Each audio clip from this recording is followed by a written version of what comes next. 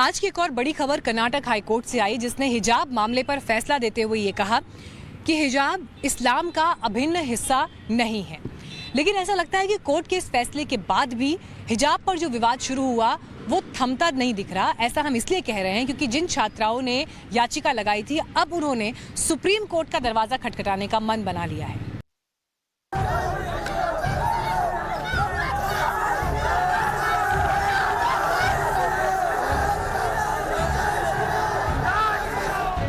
College का कोई dress code है तो मैं समझता हूँ कोई किसी धर्म का हो, किसी मजहब का हो, उस ड्रेस कोड को मानना चाहिए।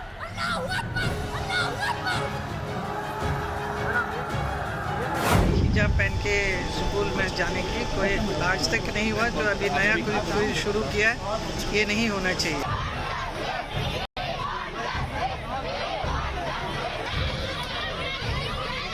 Continue our fight and we will stand with the students who are fighting for it.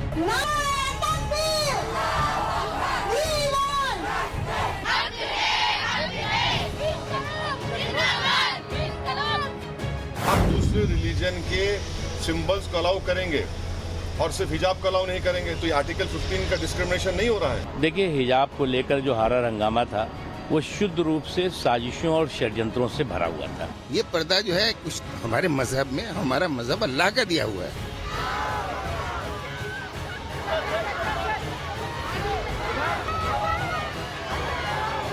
हर इंसान को, हर औरत को, हर बच्ची को ये हक होना चाहिए कि वो क्या कपड़ा पहने और क्या कपड़ा नहीं पहने। Courts must understand the diversity and respect the pluralism.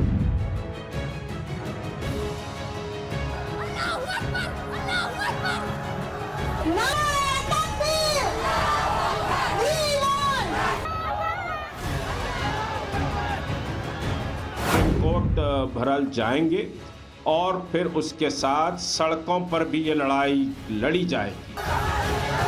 जिस हिजाब को इस्लाम का हिस्सा बताकर कर्नाटक में इतना बवाल मचाया गया, कर्नाटक हाईकोर्ट ने अपने फैसले में साफ कर दिया कि हिजाब इस्लाम का अनिवार्य हिस्सा नहीं है।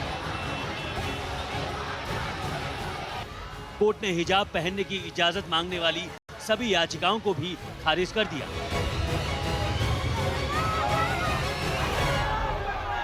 हाईकोर्ट ने अपनी टिप्पणी में कहा कि हिजाब इस्लाम का अनिवार्य हिस्सा नहीं है। छात्र स्कूल यूनिफॉर्म पहनने से मना नहीं कर सकते।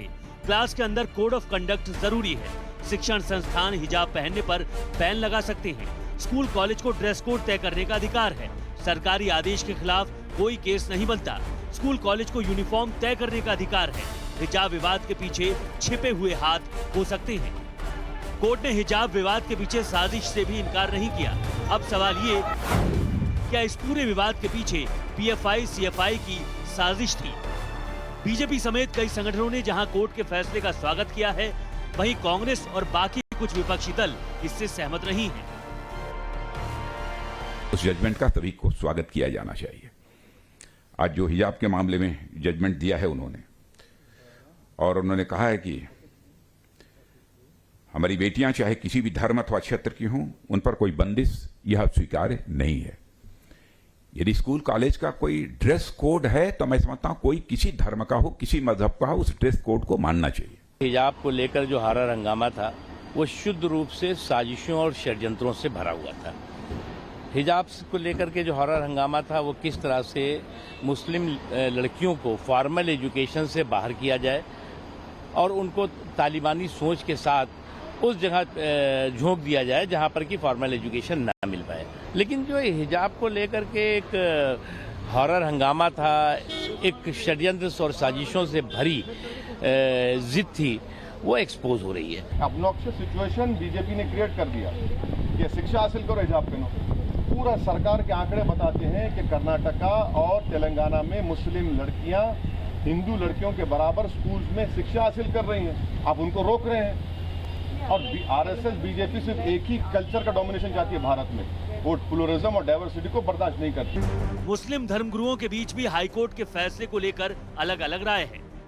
इस जजमेंट को बट नेचुरल है कि सुप्रीम कोर्ट में चैलेंज किया जाएगा और हम लोग को पूरी उम्मीद है कि सुप्रीम कोर्ट से इस सिलसिले में हम लोग को राहत मिलेगी।